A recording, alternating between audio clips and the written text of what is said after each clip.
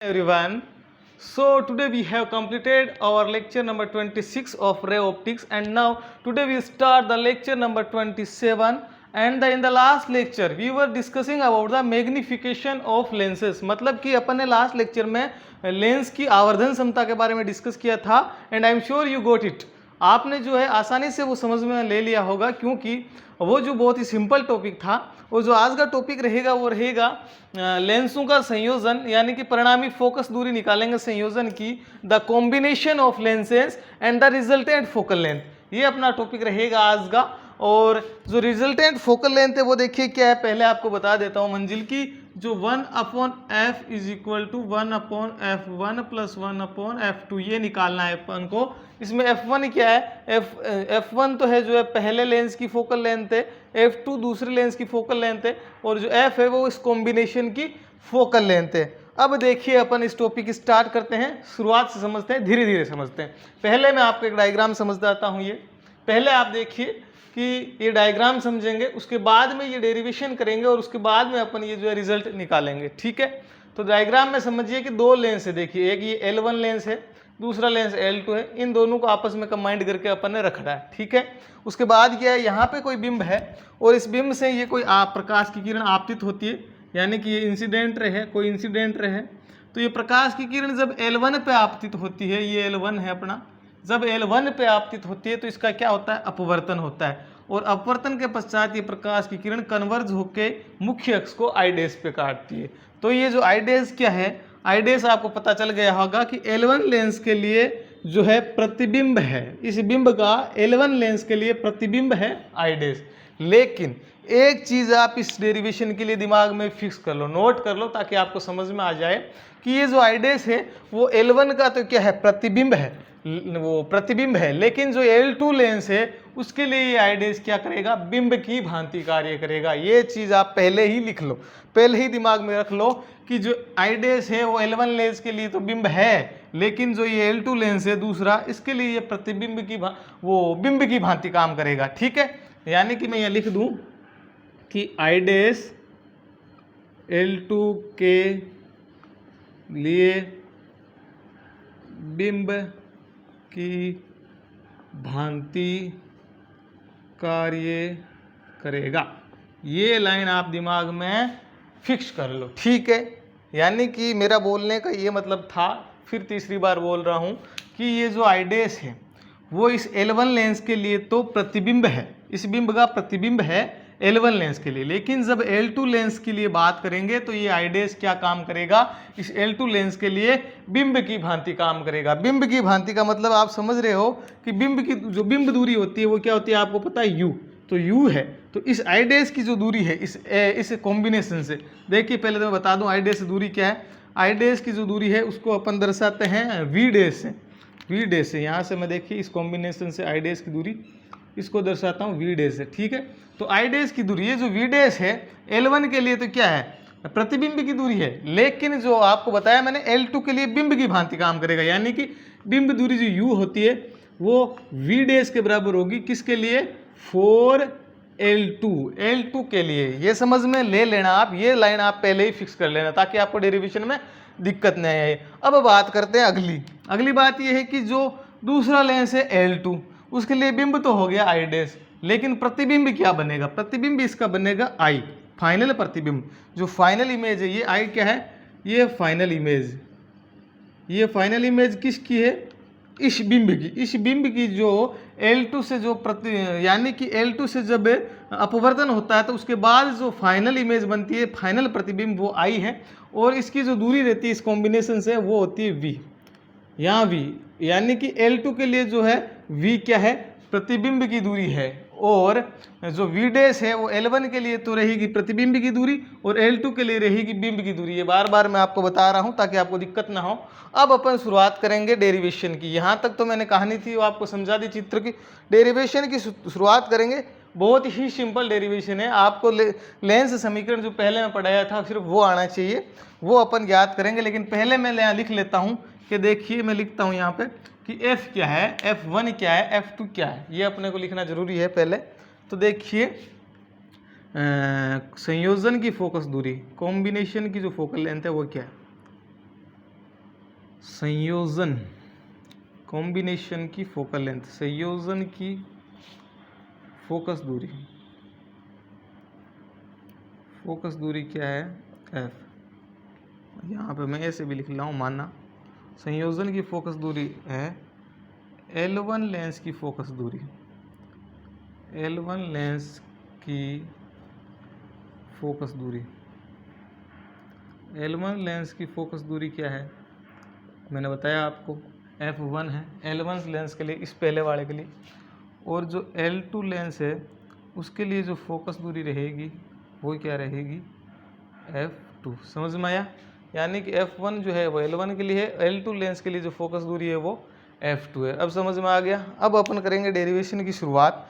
Derivation की शुरुआत के लिए आपको मैंने बताया कि आपको आना चाहिए लेंस समीकरण, लेंस इक्वेशन आनी चाहिए। अपन L1 और L2 के लिए लेंस इक्वेशन लगाएंगे पहले, उसके बाद में इन दोनों को जोड़ कर देंगे तो ये अपने को रिजल्ट मिल जाएगा जो चाहिएगा। ठीक है, तो देखिए मैं लगाता हूँ पहले मैं लगाता हूँ L1 पहले लेंस के लिए समीकरण।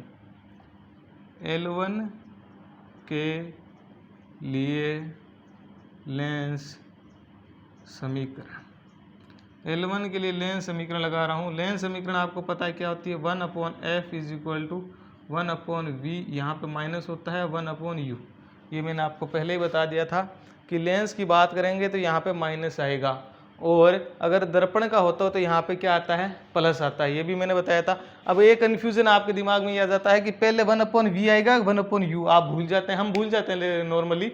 तो 1/v या 1/u पहले याद करने का इसका तरीका ये है कि देखिए प्रतिबिंब की दूरी क्या होती है v, आपको पता है। बिंब की दूरी क्या होती है u।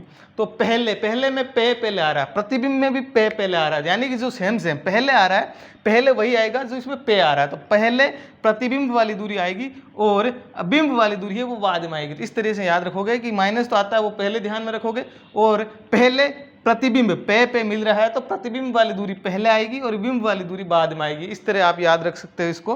तो 1/f is equal to 1/v minus 1/u क्या होता है, ये लेंस इक्वेशन होती है। ये अपन को L1 लेंस के लिए लगानी है।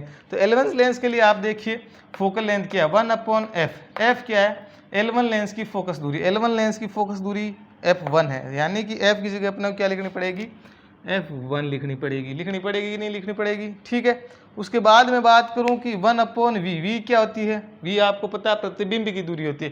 तो L1 लेंस के लिए प्रतिबिंब क्या बना, आई डैश की दूरी क्या है, ये रही v डैश। तो L1 लेंस के लिए प्रतिबिंब दूरी क्या है, v डैश, यानी कि इस v की जगह मुझे क्या लिखना पड़ेगा, यहाँ पे मुझे लिखना पड़ेगा v डैश। हो गया v डैश कंप्लीट।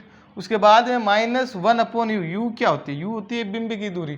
तो L1 लेंस के लिए तो बिंब क्या है, ये रहा बिंब, ये रहा बिंब की दूरी। मैंने क्या लिखी यहाँ से मैं दर्शा दूँ तो u, ये u होती है, u जो है बिंब दूरी होती है फॉर द L1 लेंस। तो u जो है वो u की u ही रहेगा, इसको मुझे चेंज करने की जरूरत नहीं पड़ेगी। तो ये u है, याद रखना 1/f1 minus 1/v dash minus 1/u। ये किसके लिए, L1 लेंस के लिए मैंने क्या लगा दिया, लेंस समीकरण। अब मैं क्या करूँगा, यहाँ पे अगला काम करूँगा L2 लेंस के लिए। L2 यहाँ पे लिख देता हूँ मैं अब की बार L2 लेंस के लिए, L2 लेंस के लिए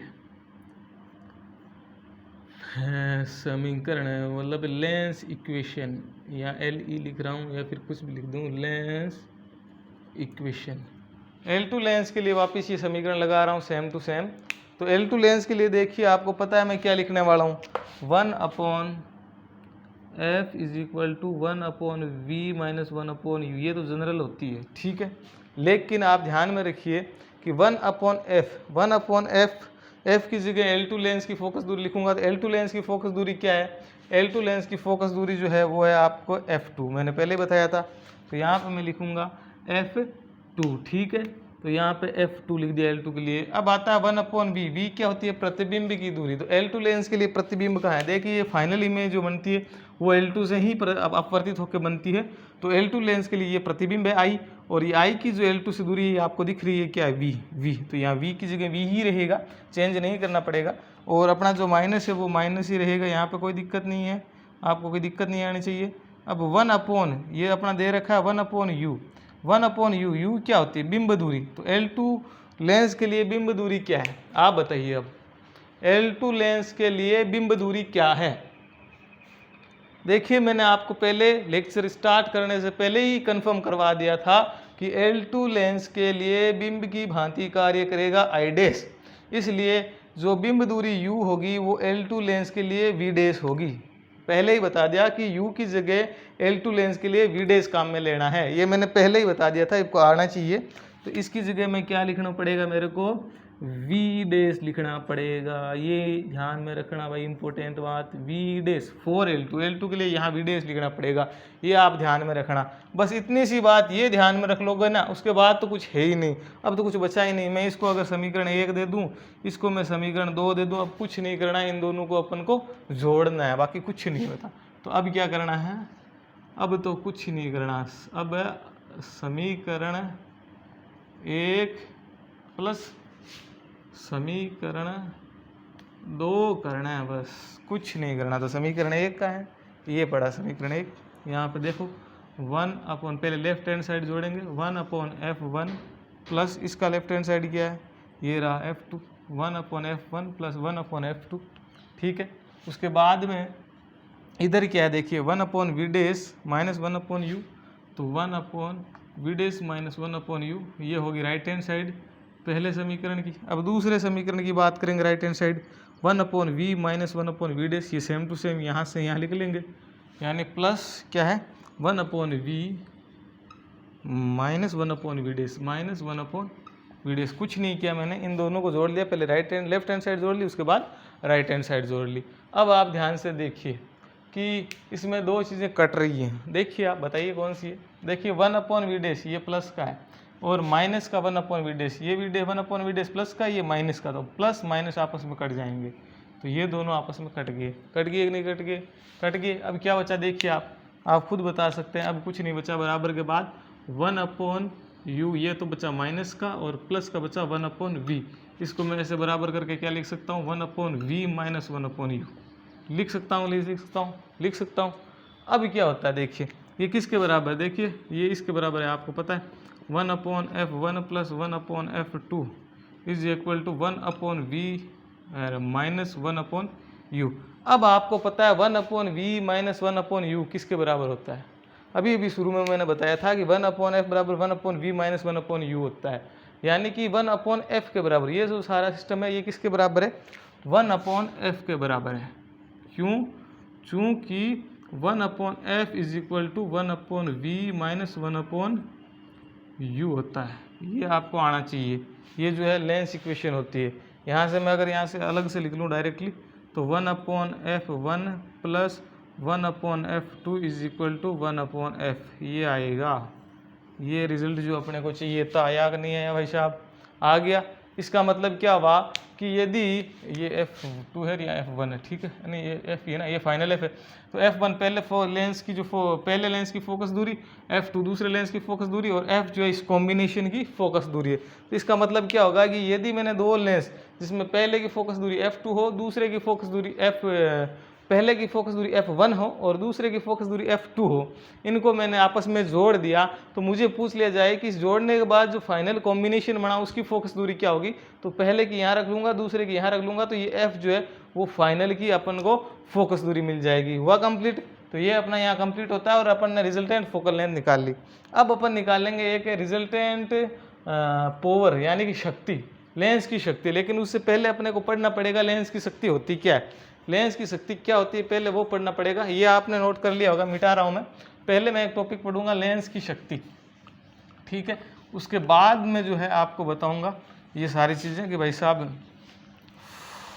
होता कैसे ये लेंस की शक्ति का कॉम्बिनेशन।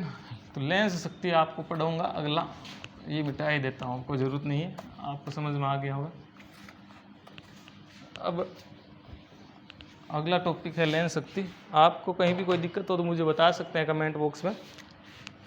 लेंस शक्ति बाद में लेंस की शक्ति का संयोजन पढ़ लेंगे, पहले पढ़ रहा हूँ मैं लेंस शक्ति, पावर ऑफ लेंस। लेंस की पावर क्या होती है वो, तो देखिए लेंस शक्ति की परिभाषा। सबसे पहले बात करूँगा डेफिनेशन की।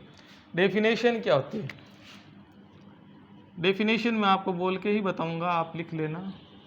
डेफिनेशन देखिए फॉर्मूले से आए हैं, बता देता हूँ कि लेंस की शक्ति जो होती है इसको P से दर्शाते हैं, P। तो P बराबर 1/f होता है, यानी कि शक्ति बराबर 1/फोकस दूरी होती है। तो अब आप इसको लिखोगे कैसे? अगर आपको लिखना दिया जाए तो लिखना तो आपको आता है कि लेंस की शक्ति की परिभाषा अगर आपको पूछ ली जाए तो कैसे बोलोगे कि लेंस की फोकस दूरी के व्युत्क्रम को लेंस की शक्ति कहते हैं। याद रखना, आप क्या बोलोगे कि लेंस की जो फोकस दूरी है उसके व्युत्क्रम को लेंस की शक्ति कहते हैं। ये डेफिनेशन हुई। या फिर ऐसे भी बोल सकते हो आप, अगर आप लिखना चाहिए तो लिख लेना कि लेंस के जो किसी लेंस को अपवर्तन के पश्चात प्रकाश किरणों को अभिसारित या अपसारित करने की जो क्षमता होती है उसे लेंस की शक्ति कहते हैं। यानी कि अगर कोई लेंस है ऐसे और उसको कितनी प्रकाश किरणों कितनी अभिसारित करता है, यानी ये तो होता है अभिसारित करना, तो अभिसारित करने की शक्ति। या फिर अगर अवतल हो तो ये क्या होता है, ऐसे करता है, दूर दूर अपसारित करता है, दूर प्रकाश की किरणों क्या करेगा, अपसारित, दूर दूर। तो लेंस द्वारा प्रकाश किरणों को अभिसारित करने की या फिर अपसारित करने की जो क्षमता है उसे बोलते हैं लेंस की शक्ति। ये होगी अपनी पहली बात कंप्लीट। यहाँ तक 2 डेफिनेशन मैंने बता दी, आपने नोट कर ली होगी। आप ये सिंपल ध्यान में रखो कि लेंस की जो फोकस दूरी है उसके व्युत्क्रम को क्या बोलते हैं, लेंस की शक्ति कहते हैं। ठीक है, अब देखो मैं क्या करता हूँ कि यहाँ पे छोटी सी क्या करता हूँ, डेरिवेशन करता हूँ। छोटी डेरिवेशन कुछ नहीं है, एक टॉपिक करता हूँ, शक्ति का संयोजन, लेंसों की शक्ति का संयोजन ही लिख लो आप, लेंसों के संयोजन की शक्ति। वही है, इतनी देर जो अपन ने पढ़ा वही बात है, लेंसों के संयोजन की शक्ति। तो ये मैं अगर इक्वेशन नंबर 1 दे दूँ तो देखो लेंसों के संयोजन की शक्ति क्या होती है। पहले तो देखो कि माना प्रथम जो L1 लेंस था अपना, L1 लेंस की शक्ति, प्रथम लेंस की शक्ति P1 है और द्वितीय जो अपना दूसरा लेंस था L2 लेंस की शक्ति P2 है। ठीक है, और जो संयोजन की शक्ति है, संयोजन की शक्ति बराबर क्या है, P है। ठीक है, तो क्या करूँगा मैं, यहाँ अब डेरिवेशन करता हूँ। डेरिवेशन कुछ नहीं है, अब तो आपको आती है। यहाँ पे देखिए तब L1 लेंस के लिए समीकरण 1 से लिखूंगा मैं। समीकरण 1 से शक्ति क्या है, L1 के लिए क्या है शक्ति, P1 है। P1 is equal to 1/f1। f1 क्यों लिखूंगा कि 1/f है। f1 क्या है, f1 यहाँ पे लिख लो, L1 की फोकल लेंथ L1 की जो फोकस दूरी है वो क्या है, f1 है। ये चीज़ आपको आती है, फिर भी लिखना जरूरी होता है डेरिवेशन में। तो L1 की फोकल लेंथ है वो f1 है, समीकरण 1 से L1 लेंस के लिए। अब यहाँ मैं क्या करता हूँ, L2 लेंस के लिए लिख लेता हूँ, यहाँ पे लिखता हूँ। ठीक है, यहाँ पे लिख लेता हूँ, यहाँ पे L2 लेंस के लिए लिखूँगा अब की बार शक्ति का सूत्र। L2 लेंस के लिए शक्ति क्या है, देखिए P2 है। तो P2 बराबर, समीकरण 1 से और लिख देता हूँ, समीकरण 1 से देखिए P की जगह क्या रखना पड़ेगा मेरे को, P2 क्योंकि दूसरे लेंस की शक्ति जो है अपनी P2 है। P2 बराबर 1/f2। f2 क्या है, f2 यहाँ पे लिख लेना आप कि L2 लेंस की FL फोकल लेंथ है वो क्या है, f2 है वो L2 लेंस की फोकल लेंथ है। ठीक है, तो ये हो गया समीकरण नंबर। मैं अगर इसको दे दूं समीकरण नंबर 2, इसको दे दूं मैं समीकरण नंबर 3, तो समीकरण 2 प्लस समीकरण 3 कर दूं तो क्या बनेगा, P1 प्लस P2 बराबर 1/f1 plus 1/f2, 1/f1 plus 1/f2। और ध्यान में रखना कि P1 प्लस P2 और 1/f1/f2 जो है, इस P1 प्लस P2 को मैं क्या लिख सकता हूँ, P के बराबर लिख सकता हूँ। यानी P बराबर P1 प्लस P2 लिख सकता हूँ यहाँ से, ठीक है। P बराबर P1 प्लस P2 लिख सकता हूँ। क्यों लिख सकता हूँ? क्योंकि जो P बराबर है 1/f आता है, और आपको पता है 1/f1 प्लस 1/f2 किसके बराबर होता है? f के। चूँकि 1/f1 plus 1/f2 is equal to 1/f होता है, ये मैंने पहले ही आपको करवा दिया था। इसलिए P बराबर जो P1 प्लस P2 है इसको 1/f1 plus 1/f2 is equal to 1/f, और ये जो 1/f है इसकी जगह मैं क्या लिख सकता हूँ यहाँ से? 1/f बराबर P होता है, तो ये हो गया।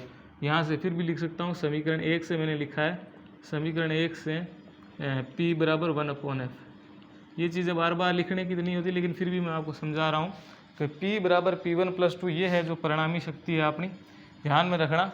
P बराबर P1 प्लस P2 यानी कि शक्तियों को जोड़ दिया जाए, और जो इसका जनरल फॉर्म होती है वो मैं आपको लिख देता हूँ। एक ध्यान में रखना, जनरल फॉर्म, ये तो मैंने डेरिवेशन किया है, जनरल फॉर्म लिखता हूँ मैं इसकी।